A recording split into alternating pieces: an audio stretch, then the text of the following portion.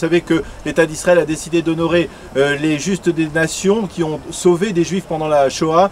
Il y en a plus de 26 000 à travers le monde, dont 3800 Français, quelques 3800 Français, et je suis avec une délégation de la fondation France-Israël conduite par Nicole Gage, qui a amené ici en Israël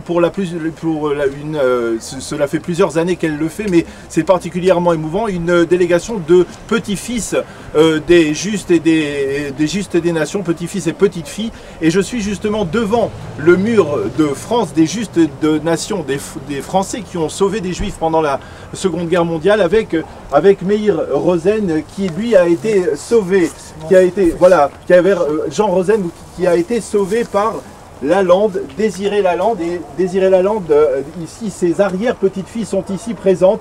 Et ils se sont retrouvés ici devant ce mur, c'est tout un symbole. Je crois qu'il est important de souligner. Qu'est-ce que vous ressentez, vous, ici, devant ce mur des justes des nations? C'est une grande émotion, surtout d'être ensemble. Je trouve que c'est extraordinaire. Et vous, alors, qui êtes la descendante de Désiré Lalande, qui est ici mentionnée, qu'est-ce que vous ressentez?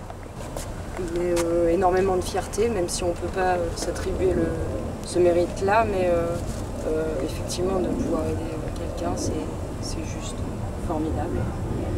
Et de garder l'amitié aussi, c'est super.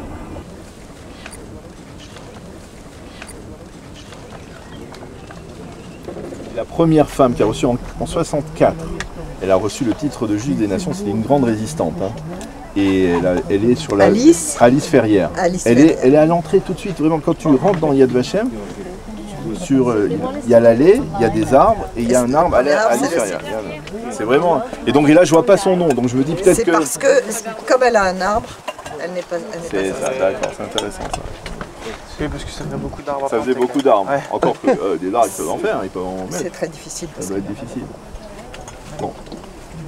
Mais bon, c'est encore toute une histoire, l'histoire des arbres, parce que ceux des petits-enfants dont les grands-parents ont des arbres sont très soucieux de la façon dont les arbres sont entretenus. Ah oui. Je me souviens d'une année, une jeune fille qui était vraiment catastrophée parce que l'arbre était malade. Et elle ne supportait pas l'idée qu'on ne puisse pas faire quelque chose pour sauver l'arbre. Ah ouais. Et vous alors, voyez ça comme un symbole. Mais évidemment. Et donc, il y a eu des tas de démarches qui ont été faites et tout pour qu'on veille à soigner cet arbre et que cet arbre survive. Ah oui, super. C'était très fort. Très belle histoire. Très belle histoire. Ça fait combien d'années que tu fais ça? 7e. Ah, 7e, tu vois, ça m'a... Ah ouais. 7e. Et à chaque fois, ils sont tous différents. Ces jeunes, ces petits-enfants, et ils se ressemblent. Il arrive un moment, au bout du 3e ou 4e jour, on passe ensemble, quasiment jour et nuit, tu vois. C'est pas que je les confonds, c'est que comme j'ai les mêmes sensations, les mêmes sentiments, j'ai l'impression d'être toujours avec les mêmes. Ah oui, tu vois, Alors, quand on dit qu'ils forment une famille, une vraie famille, c'est vrai.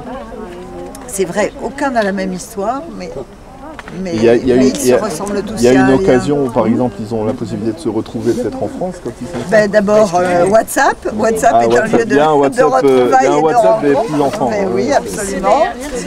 Et voilà, Emeric, ici présent, qui était déjà là l'année dernière, a organisé une soirée, un concert. Ah ouais, super.